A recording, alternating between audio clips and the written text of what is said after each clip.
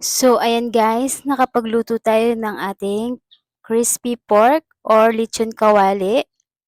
At syempre, so for today's video guys, eto at nakapagluto tayo ng lechon kawali.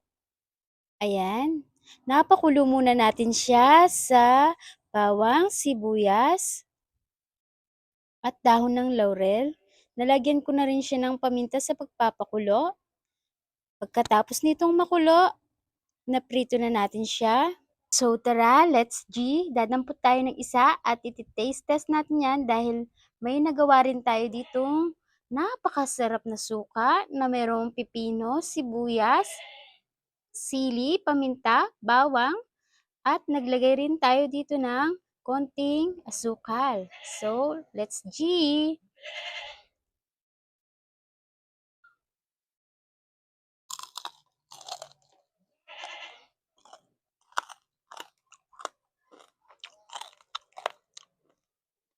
Gutom tayo, tapos sasamahan na natin siya ng kanin.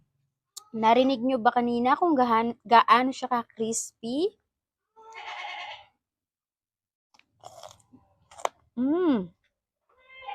Mmm. Mmm. Mm. Sakin. Dadampot ulit tayo guys. Ito yung balat yung kukunin natin. Sausaw natin siya sa suka. Ayan. Disclaimer lang po, naghugas po tayo ng kamay. Ayan.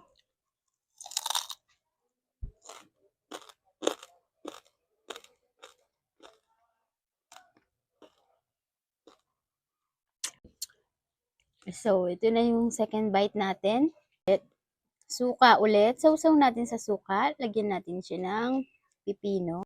Subo.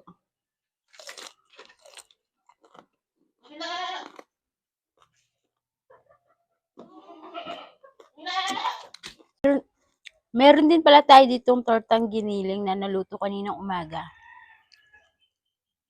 So, subo ulit tayo.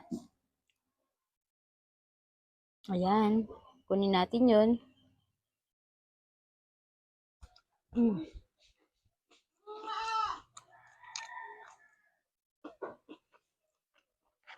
Buti na lang makapit yung lipstick natin.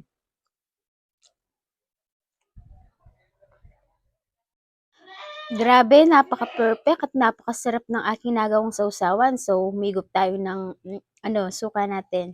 Guys, sarap niya.